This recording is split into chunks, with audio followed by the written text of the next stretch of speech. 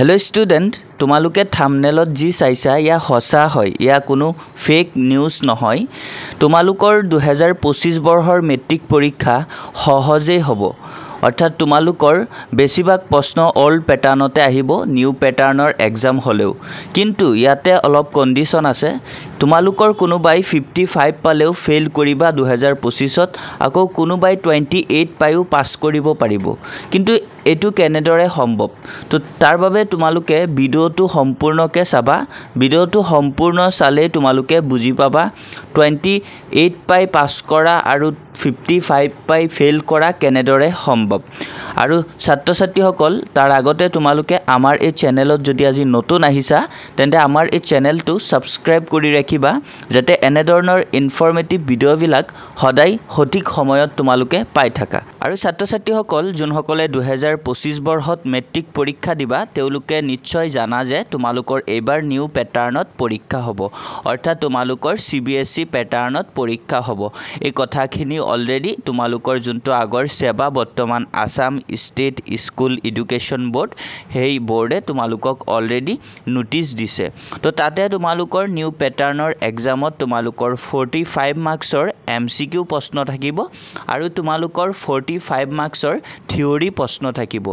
তো ছাত্ৰ ছাত্ৰীসকল ভিডিওৰ প্ৰথমতে কৈছিলো যে 2025 বৰ্ষত মেট্ৰিক পৰীক্ষাত কোনোবাই 55 নম্বৰ পায়ো ফেল কৰিব আকৌ কোনোবাই 28 নম্বৰ পায়ো পাস কৰিব পাৰিব তো তোমালোকে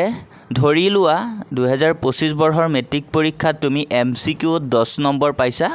আৰু থিওৰি প্ৰশ্ন তোমালোকে 45 নম্বৰ পাইছা টোটাল তোমালোকৰ হৈ যাব 55 তো এনেকৈ তুমি যদি 45 ৰ ভিতৰত MCQ ৰ তুমি 10 পোৱা আৰু থিওৰি 45 ত তোমালোকে যদি 45 এই পোৱা তেন্তে কিন্তু তোমালোকে ফেল কৰিবা আকৌ যদি কোনোবাই MCQ ত 45 পাই থিওৰি 10 পাই তেনে ক্ষেত্ৰতো তুমি ফেল কৰিবা কিয়নো সেবাৰ নোটিছ দিছিলে হে নোটিছটোত উল্লেখিত আছিল যে এবাৰ মেট্ৰিক পৰীক্ষাত থিওৰি আৰু MCQ দুয়োটাতে বেলেগ বেলেগকে পাস কৰিব লাগিব কোনোবা ষ্টুডেন্টে যদি MCQ ত ফেল কৰে থিওৰিত ফুল মাৰ্কস পায় তেনে ক্ষেত্ৰত কিন্তু হে ষ্টুডেন্টজনক ফেল বুলি কনসিডাৰ কৰিব বা কোনোবা ষ্টুডেন্টে যদি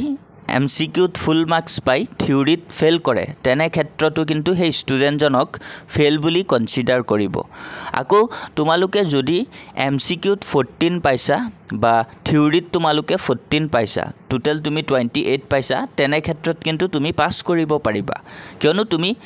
MCQ ত 14 পালে তুমি পাস আৰু থিওৰিটো 14 মাৰ্কস পালে তুমি পাস গতিকে 28 পায়ো তোমালোকে পাস কৰিব পাৰিবা আৰু যদি থিওৰিত তোমালোকে ফুল মাৰ্কস পাই MCQ 10 পাইছা বা 9 পাইছা তেনেকে যদি 13তকে বা 14তকে তোমালোকে কম পাইছা তেনে ক্ষেত্ৰত কিন্তু তোমালোকে ফেল কৰিবা সো তোমালোকে দুয়োটাতে ভালদৰে পাস কৰিব লাগিব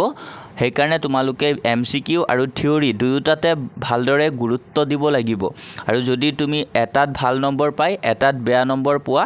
5 মাৰ্ক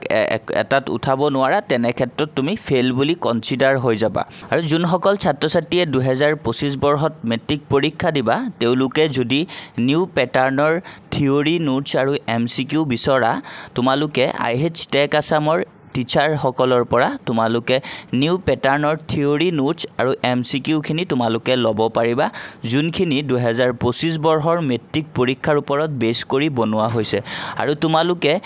IH টেক আসামৰ ফেকাল্টি সকলৰ পৰা এই থিওৰি নোটছ আৰু MCQ খিনি যদি লৈ তোমালোকে পঢ়া তোমালোকৰ 2025 বৰ্ষত 100% তোমালোকৰ কমন পৰিব আৰু ছাত্ৰ ছাত্ৰীসকল এই নোটছ খিনি তোমালোকে যদি ল'ব বিচৰা তেন্তে তোমালোকে IH টেক আসামৰ অফিচিয়েল নাম্বাৰ 6002994303 এই নাম্বাৰত তোমালোকে কন্টাক্ট কৰিব লাগিব আৰু ছাত্ৰ ছাত্ৰীসকল তোমালোকে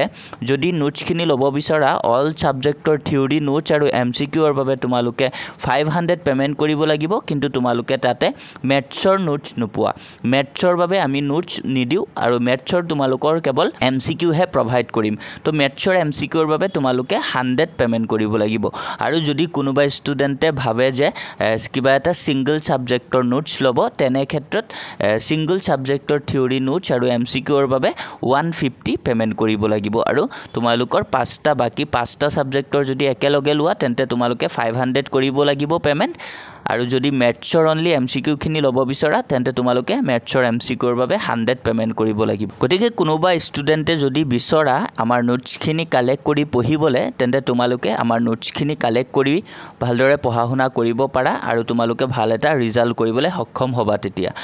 গতিকে তোমালোকে যদি ভাবা পলম নকৰি এতিয়াই কন্টেক্ট কৰা আৰু আমাৰ নোটছখিনি কালেক্ট কৰি তোমালোকে পঢ়া ষ্টাৰ্ট কৰি দিয়া তো আজিৰ ভিডিঅ'ত তোমালোকৰ বাবে এই আপডেটখিনি আছিলে আশা কৰোঁ আপডেটখিনি বহুত ইম্পৰ্টেণ্ট তোমালোকৰ বাবে গতিকে ভিডিঅ'টো তোমালোকৰ ফ্ৰেণ্ডলৈও শ্বেয়াৰ কৰি দিবা লগতে আমাৰ এই চেনেলত যদি তোমালোকে আজি নতুন আহিছা তেন্তে আমাৰ এই চেনেলটো ছাবস্ক্ৰাইব কৰিবলৈ পাহৰি নাযাবা থ্যাংক ইউ ফৰ ৱাচিং